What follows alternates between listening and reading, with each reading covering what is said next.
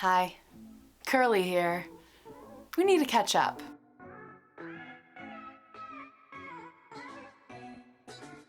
Welcome to my new Curly headquarters. As you can see behind me, this will eventually say Curly Headed Red, and we have an assortment of scraps. On this map here, I'm starting to put little bees where I have all of my scrap pals from around the world, and eventually I hope this entire wall will be full. But for now, we're just starting. It's January, well actually it's February 1st, so that's why I'm here to report today about my first monthly living scrapbook.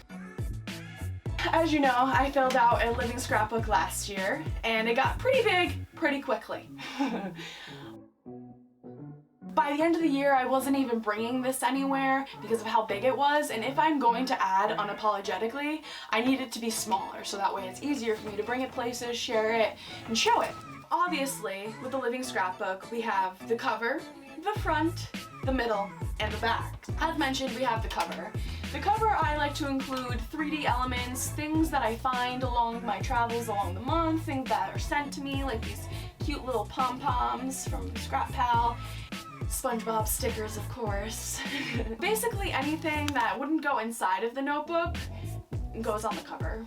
The cover needs to also display me, if that makes sense.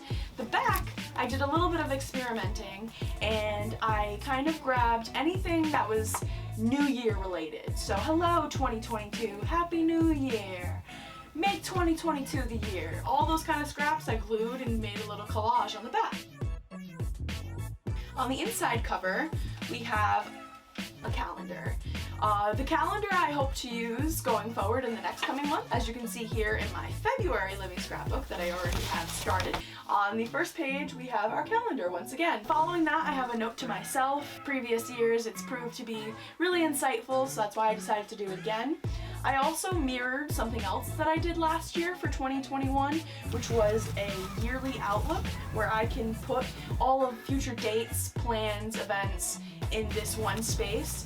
So that way, going forward in the year, when I start to make my June living scrapbook, I can pull out my January one, reference the June box, and be like, oh, I got a reunion to go to. Following that, we have our 2022 bucket list, of course. I only have a couple of things added on here so far, but this is yet another thing that I figured that I'd be going back to throughout the year, knowing that it's in my January living scrapbook, located in the front. Following that, I have my intentions list, another take on New Year's resolutions. I also left a little area for news. I also did little trackers here because they didn't end up working on a first page, and I spent way too much time deliberating what I wanted to do for the trackers, but ultimately I decided that this isn't it, so I'll just change it going forward in February. And following that, of course, quotes. The middle, I went heavy on journal entries at the beginning of the month, and I sprinkled throughout a couple of journal prompts to kind of provoke that journaling again. Of course, there's scraps throughout of my daily life that will help me to look back on and be like, oh yeah, when I went out to dinner, when I went to go shopping and bought that amazing pair of corduroy pants. So I can just kind of look at those scraps and remember it that way. Of course, in the middle, I also have a January Get It Done, which is kind of like January goals. I was kind of loosely creating this month because I'm still trying to get a feel for the monthly living scrapbook, and January in my last two living scrapbooks as well was not very creative. It seems to be a trend that the first month of the year I'm not very creative, and that's okay. I'm obviously figuring that out at this point, and you'll figure it out about yourself too.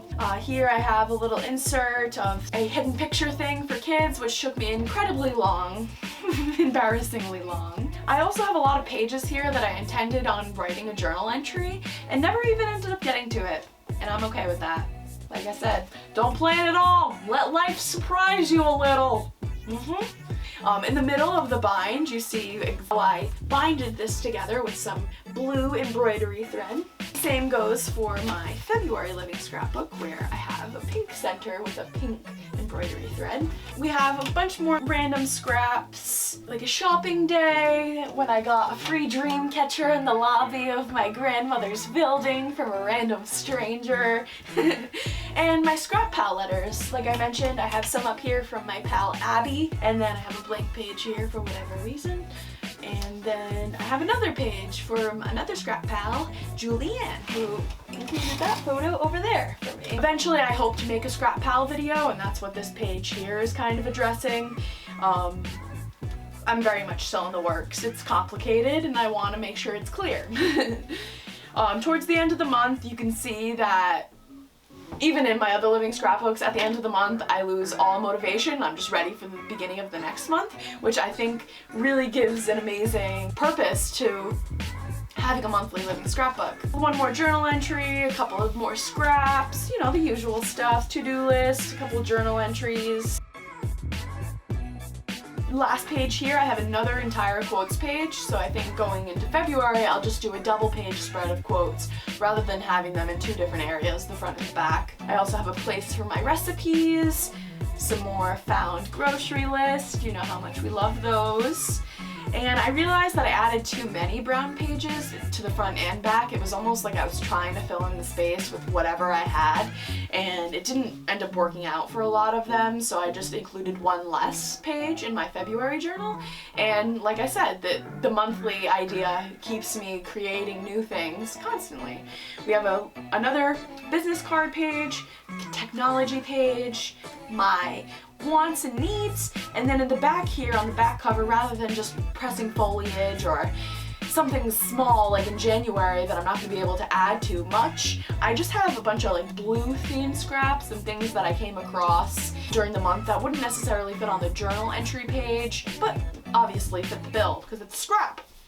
As you can see here, my living scrapbook has changed significantly. It's no longer a yearly thing, it's a monthly thing. Create a new blank canvas every month.